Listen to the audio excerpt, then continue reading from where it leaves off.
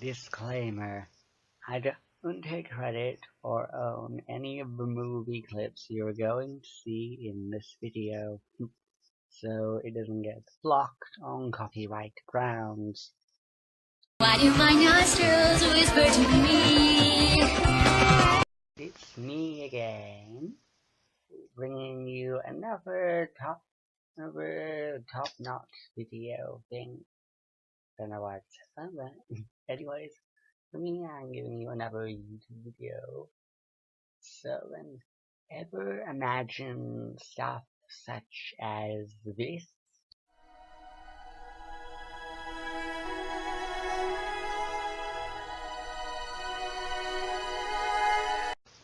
Along with stuff such as this?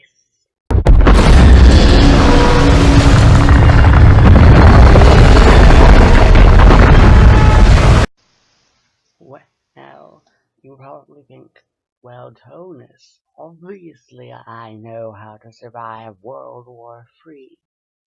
But, say, you're not in a very good place, such as, I don't know, Scotland.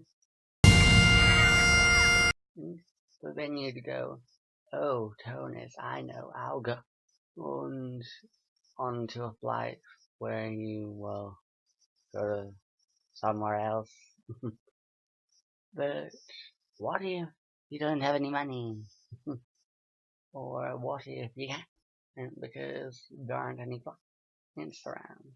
So, for my top new video, it's on how to survive World War III if you're stuck in Scotland.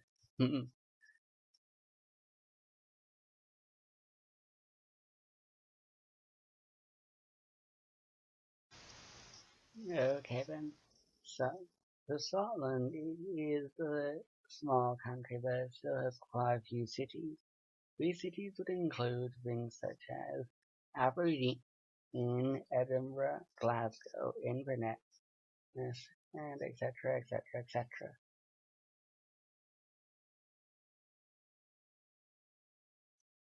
And well, although it's nice, they'll all end up getting blown up to Kingdom Come.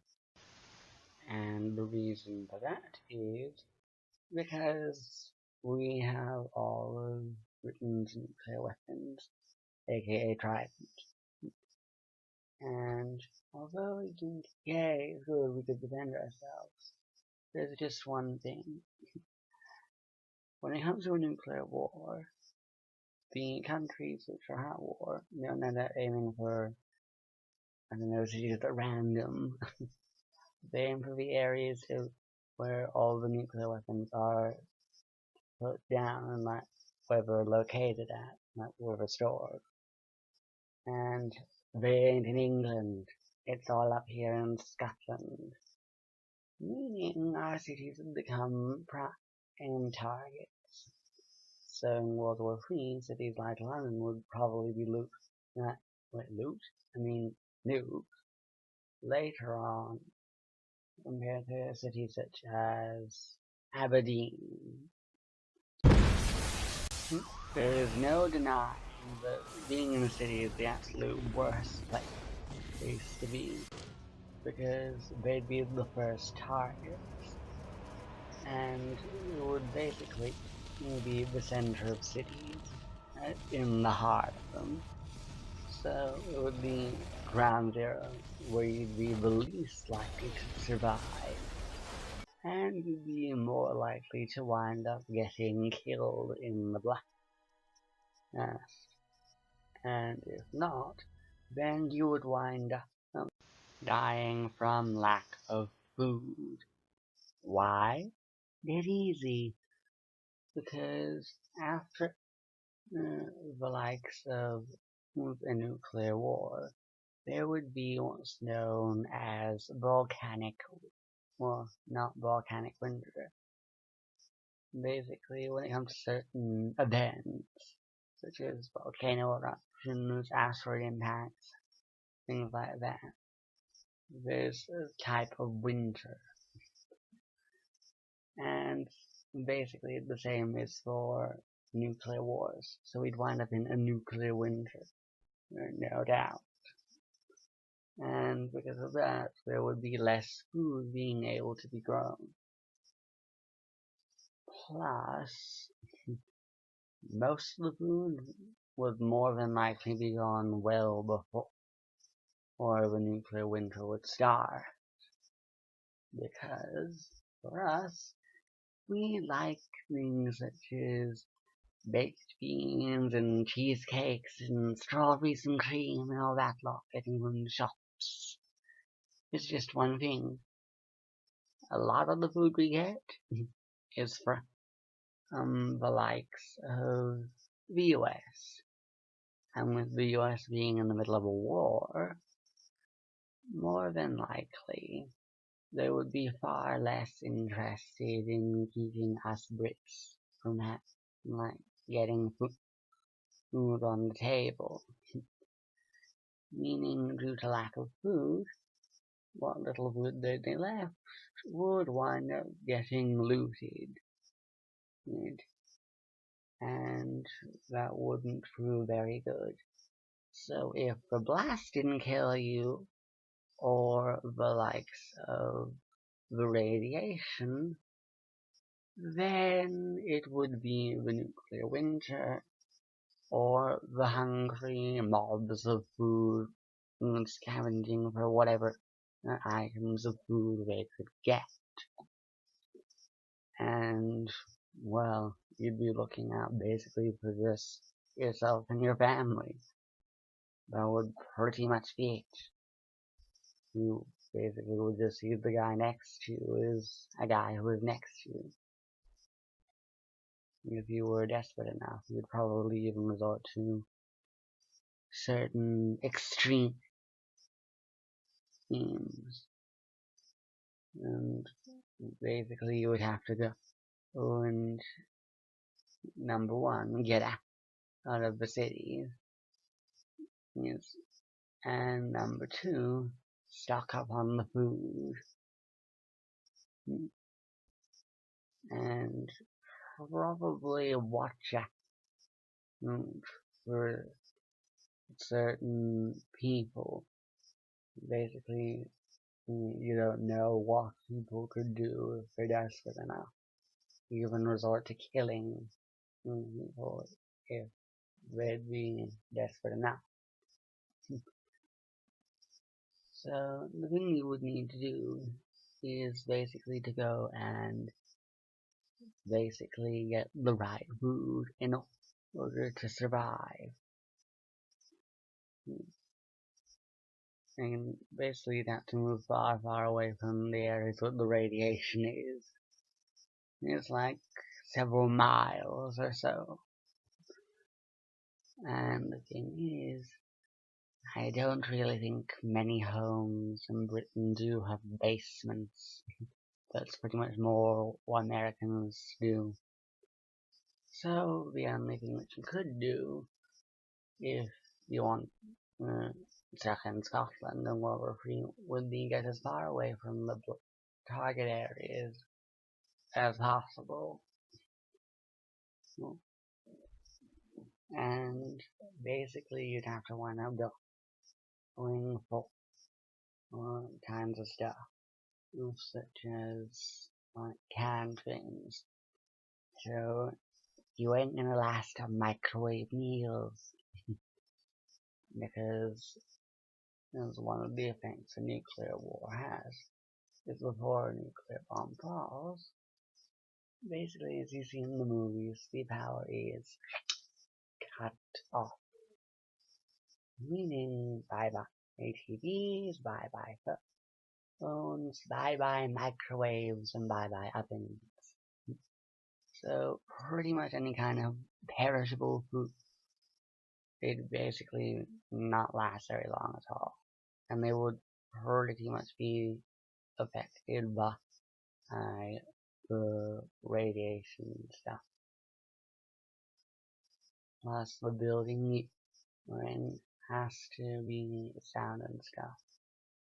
because it turns out any kind of crack in a room, any kind of crack, because any kind of place where the radiation can get in would pretty much compromise the entire room. So get into a room which basically doesn't have any windows and stuff, and basically not to stock up on canned stuff, and non-perishable things. So things like your cereals and other canned stuff. But you also need to stock up on things like, well, you obviously need to stock up things like your drinks. And one thing that you couldn't survive on would be, well, loads and loads of alcohol. Because in the end, you'd wind up basically getting drunk and stuff, and drunk people can do silly things. So you'd probably need to stock up mostly on water. And, well, if you were desperate enough, well, if you wanted to go and get some kind of other drink, then there's always like those squeeze pouch things that turn water into juice. You could go for them if you water is so boring in taste. But I think you may wind up just being able to get away with things like chocolate milk and stuff, because they might have things in that can like prevent them from going bad and things. But I'd probably say just for safe measures, if you really wanted things like chocolate milk, then I'd probably go and store them in like this cooler thingy-majiggy, like this compact chest thing which you put the stuff in to keep cool. So, what have we ended up learning in how to survive World War III if you're stuck in Scotland? Rule number 1, get out of the cities, because you're guaranteed indefinitely to wind up getting killed in the blast. Rule number 2, you need to go and stock up on non-perishable foods, where you can survive off of.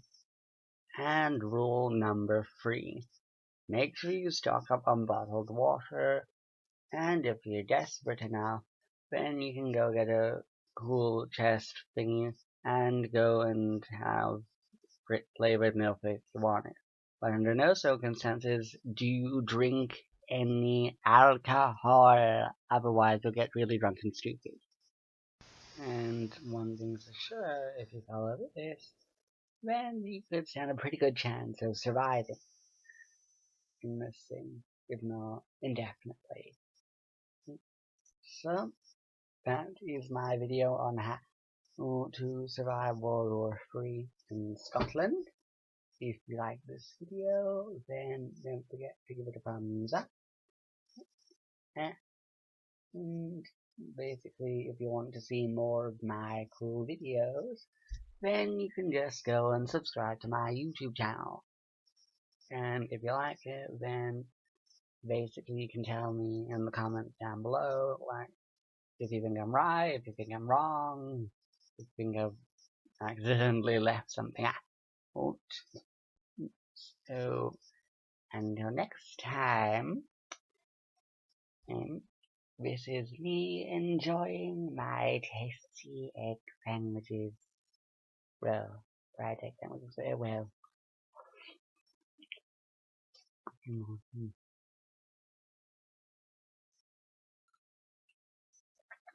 Bye.